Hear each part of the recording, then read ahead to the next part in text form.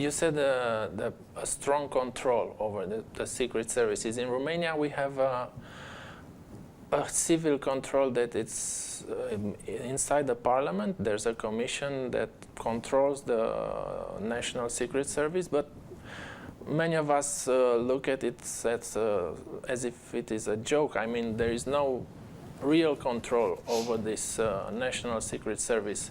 What other civil checks and balances, as you said, should be implemented? I can't really speak. I'm not that familiar with what's going on in Romania. In the United States, we do have, and this has changed over time. It changed started to change in the 1970s and 1980s with revelations about things the intelligence services were doing that people felt were impinging on their civil liberties. So what we did was we gave Congress has a much stronger role. And this is something your parliament has to decide.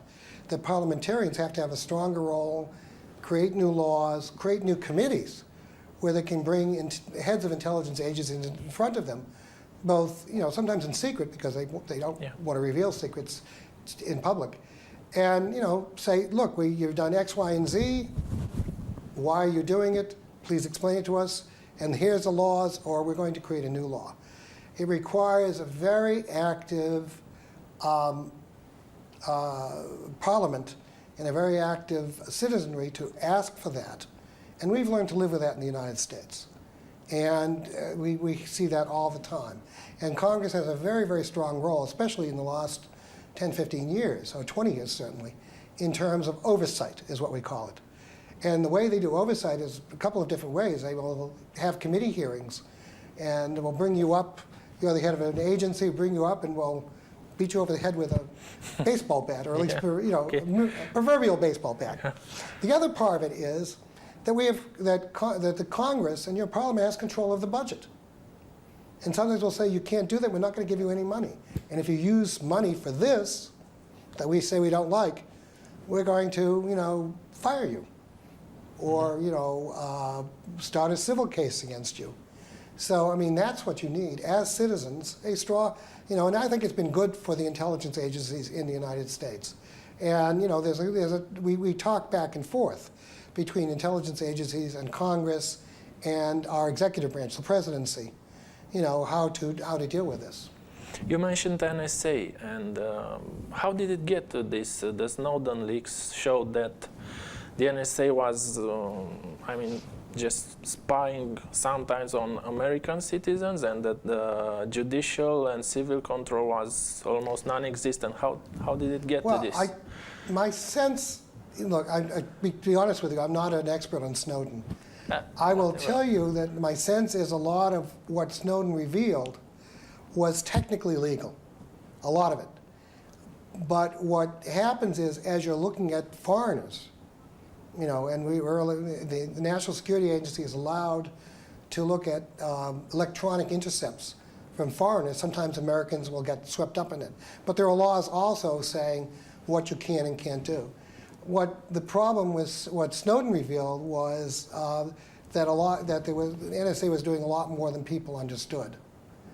And I am not even sure whether we've changed a lot of laws as a result of Snowden. We had a lot of embarrassment. And Snowden revealed a lot to people who we would rather not know about it. For instance, how we do certain kinds of things. ISIS and Daesh. And they learn, they read our newspapers too. Yeah.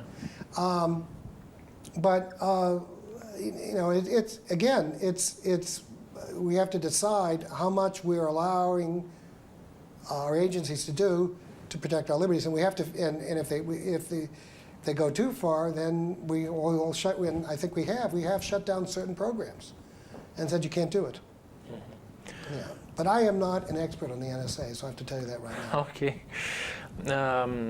Let me give you an example of what happened recently in Romania. We had a major law change that forbid the National Secret Service to carry out the work of technical surveillance for the prosecutors, to help the prosecutors in their investigations with the technical issues. I mean, telephonic surveillance or following on people or whatever. How does this work in the United States? How do the Secret Service community work with the prosecutors? What kind of boundaries We there are? don't. Well, generally we don't. If a local prosecutor can work with a police department, and if they want to look at the telephone calls of a certain individual, they have to go to a judge, and the judge has to approve it. And they have to make an argument saying, we're looking at this person because we have probable cause that he's doing something bad, and here's the evidence. So, and the judge gives them a warrant to do this.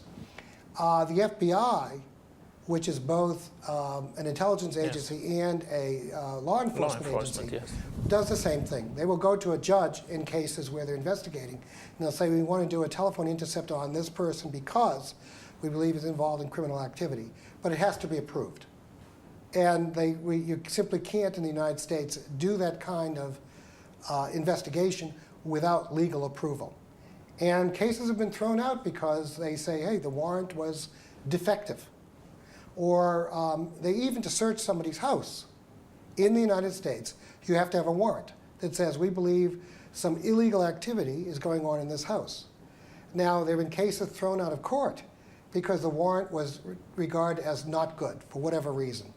The argument was given was the wrong one, or it was believed that the prosecutor or the police lied when they got the warrant. So, I mean, it works different ways. And remember, our police, our prosecutors, many of them are local. They won't work with the FBI. They work with local police. And the local police will handle those things, follow people, look at telephone intercepts, et cetera. But again, all within the context of getting a warrant, and for the most part, as I understand it, and getting legal justification. But you mentioned FBI working both as a secret service and a law enforcement agency. Don't these two words collide? I mean, the secret service side obscuring the justice side of the agency? This is it's a serious issue, but B, I think the way the FBI works, as far as I understand it, is they've separated out those functions. And, sometimes if one crosses onto the other, they look at, let's say, a drug dealer who is also smuggling weapons maybe to a possible terrorist, then the different sides will talk to each other. But they're very careful about that and keeping those kinds of things separate. And the FBI is less of a secret service than an intelligence service. So they will, they can do the kinds of things that other agencies can do. But again, some of what they do has to be within the context of what the law allows, what a judge may allow, what a warrant, an order from a judge to do something will allow. So all along the way, there are legal restraints, which we've all learned, which the FBI has learned to live with quite successfully. I mean, and they've changed over the years too, because it used to be mostly chasing bank robbers. Not many people rob banks anymore. It's much easier to do it electronically. You don't have to go into a bank with a gun. But that's what they became famous for in the 1930s. You've seen the movies. True, yeah. Okay, another Romanian controversy involves a law project, a project to change a law that protects the lawyers and their clients. So this project says the prosecutors cannot use a search warrant or technically survey a lawyer or their discussions with the clients or documents of their clients. Right. In Romania, some regard it as that this project is trying to protect certain corrupt people, certain politicians that are also lawyers, many of them. Yeah. And others say that this is a natural thing to enforce by the law, to protect the privilege of attorney-client, lawyer-client. Right. How does it work in the States? Is it protected in the by States, the law? The lawyer-client privilege is what we call sacrosanct. You cannot breach that. So what a client, who may be a criminal, may not be a criminal, or is accused of a crime, may tell his tell his or her lawyer is absolutely private. The state cannot survey them, cannot listen to them.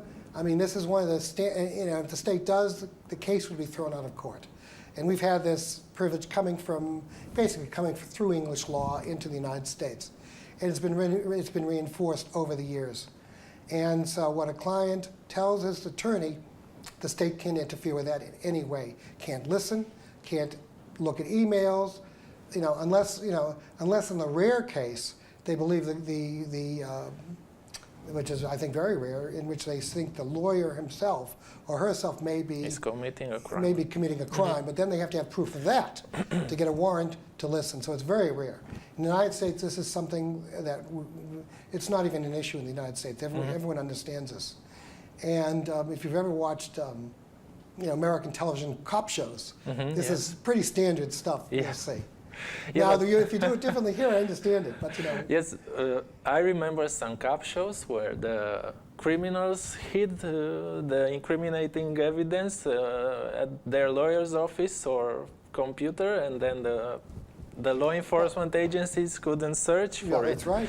I mean, unfortunately, if there are lawyers who are corrupt, that can happen. But again, if a lawyer that would be a case in which maybe a prosecutor could prove that a lawyer was involved in the criminal activity, as opposed to simply defending somebody. But if you're defending somebody, hey, that's it. Leave them alone. You can't, and that's the way the American law functions. Now, I happen to think it's a good idea because it protects. Too many times we've seen, in the United States and elsewhere, where innocent people, for whatever reason, may, lose their freedom, and that's why you have to have. We may not like it, but that's why lawyers have to be able to defend their clients without fear of the state intervening. I say this also, my son is a lawyer, but he's not a criminal lawyer, so he works for a big corporation, so it doesn't matter. Okay. One last question I want to ask you. In Romania, we have the National Secret Service has its own academy, the one that you spoke today. Right. And you work for a similar university in the United States. Yeah. In Romania, there are a lot of politicians and high dignitaries from the state apparatus that come and take courses in this academy. Postgraduate, or I don't think they graduate the entire 3-year course. Right. Okay. In the United States, do you have this situation when the state dignitaries come and study at your university? Not state dignitaries, no, because usually they believe they either are or they believe they are experts in what they do. However, having said that, we at my university we will give courses. For instance, several of my colleagues go out and give 1-week courses out at Pacific Command in Hawaii. That's really tough. Hawaii is not a really nice place to visit.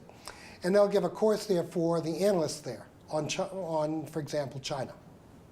And we will have, where I teach, for example, we teach people usually in mid-career. They'll come to us either full-time, about 150, 200 people a year, or we have another 500 people taking courses part-time. They'll eventually either just take some courses, or they'll take courses and write a thesis and get a degree. It varies. More senior people tend not to do that, but a lot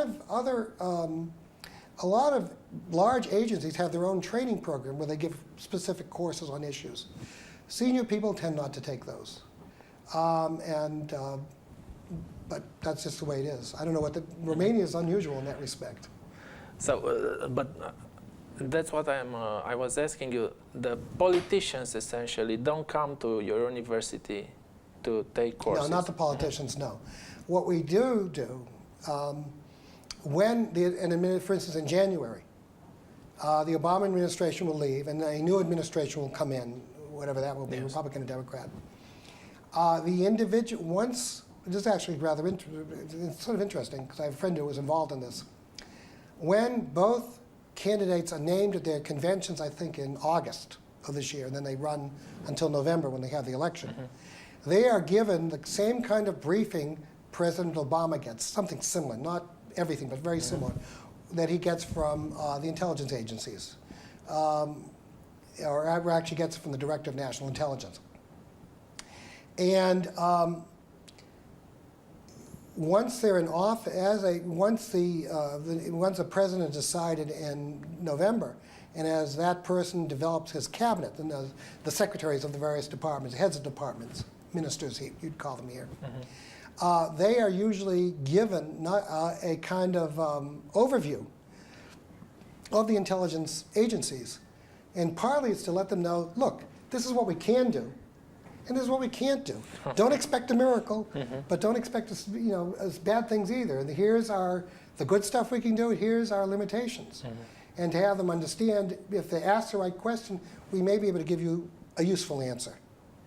And so there is a certain, not so much they take courses, but we spend at least several sessions training them on what to expect, what kinds of questions to ask, and how we can help them make decisions. So some kind of crash course on how things work with the Secret Service. Right. Okay. Well, one of the things that the Director of National Intelligence talks about, one of the things that intelligence should do is to provide decision advantage, which means how do we help a policymaker make a better and faster decision?